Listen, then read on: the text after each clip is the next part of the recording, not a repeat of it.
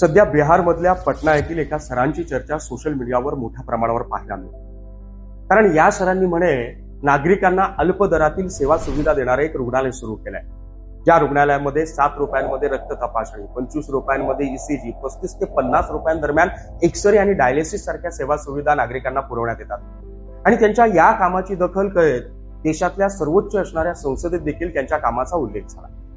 पण तुम्हाला माहितीये का, या सगळ्या सेवा सुविधांसह प्रत्येक आजारांवर प्रत्येक उपचार औषधांसहित एकही रुपया खर्च न करता, कसलाही अल्प दर नाही, कसलाही माफक दर नाही, पूर्णपणे 0 रुपयात देणारी आरोग्य व्यवस्था गेल्या कित्येक वर्षांपासून आपल्या महाराष्ट्रातला एक मराठी माणूस त्यानं उभं केलेल्या 3 मोफत खासगी रुग्णालयांच्या माध्यमातून करतोय। या माणसाचं नाव आहे निलेश भगवान सांबरे। त्याने उभे केलेले हे 3 हॉस्पिटल, त्यापैकी एक पालघर जिल्ह्यामधल्या जडपूर येथे, ठाणे जिल्ह्यामधल्या आसनगाव शहापूर येथे आणि रत्नागिरी जिल्ह्यातल्या रत्नागिरी शहरात।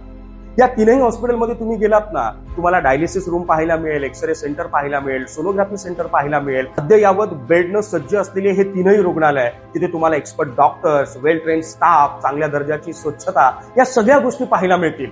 पण या 3ही हॉस्पिटलमध्ये कॅश काउंटर अथवा बिल काउंटर नाही। मग विचार करा ना, माफक आणि अल्प दरात उभं राहिलेल्या रुग्णालयाची चर्चा देश पातळीवर होते, पण गेल्या कित्येक वर्षांपासून आपल्या खिशातले पैसे खर्च करून नागरिकांना 0 रुपयांमध्ये उभी केलेली आरोग्य व्यवस्था त्या निलेश सांबरे नावाच्या माणसानं निर्माण केली आहे। त्या माणसाची चर्चा करण्यात आपण कमी पडलोय का?